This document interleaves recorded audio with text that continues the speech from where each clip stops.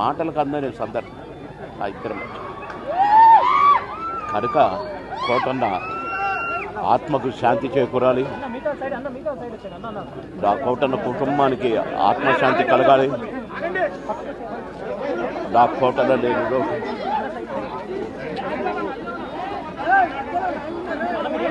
కోటన్న మనవళ్ళు ఇద్దరు అన్నకు శాంతి ఆత్మకు శాంతి కలగాలి.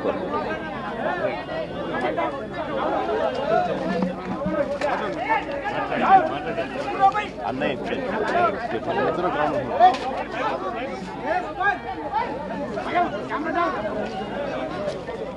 అందరికీ నా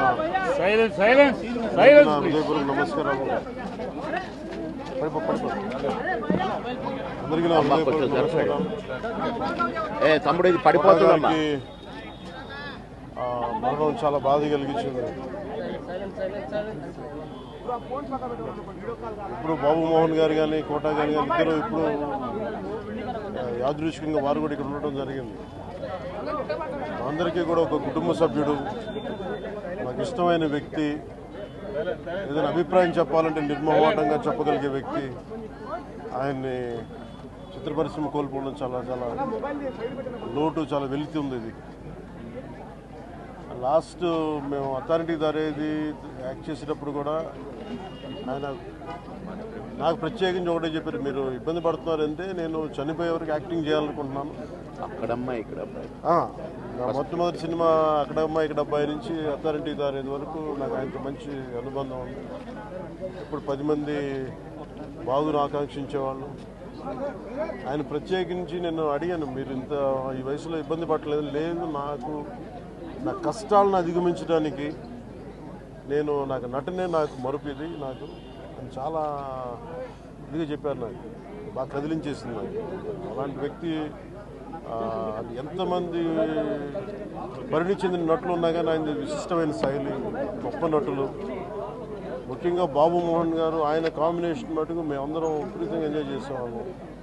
అలాంటి వ్యక్తి ఈ రోజున మేము కోల్పోవడం నిజంగా చాలా బాధ కలిగించింది. మనస్ఫూర్తిగా వారి కుటుంబ సభ్యులకి మనస్ఫూర్తిగా నా సానుభూతిని తెలియజేస్తూ వారి ఆత్మకి శాంతి చేకూరాలని మనస్ఫూర్తిగా ఆకాంక్షిస్తూ, మనస్ఫూర్తిగా ప్రార్థిస్తున్నాను.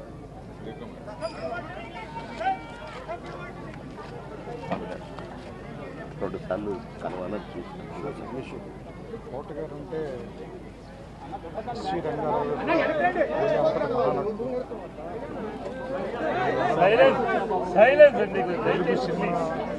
క్యారెక్టర్ నటుల్లో చరిత్ర ముగిసిపోయింది నేను భావిస్తున్నాను. నాకు ఫాదర్ ఫిగర్.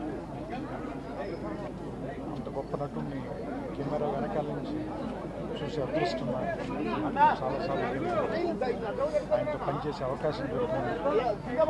చాలా అదృష్టంగా భావిస్తున్నాను. వ్యక్తిగతంగా కూడా ఆయనతో నాకు చాలా పరిచయం.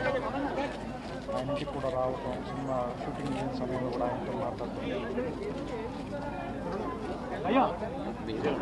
చాలా బాధాకరమైన.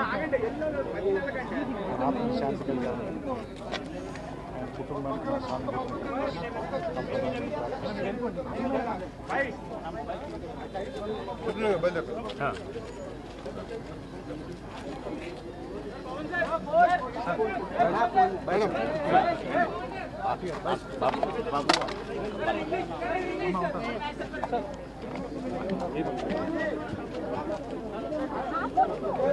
అయ్యో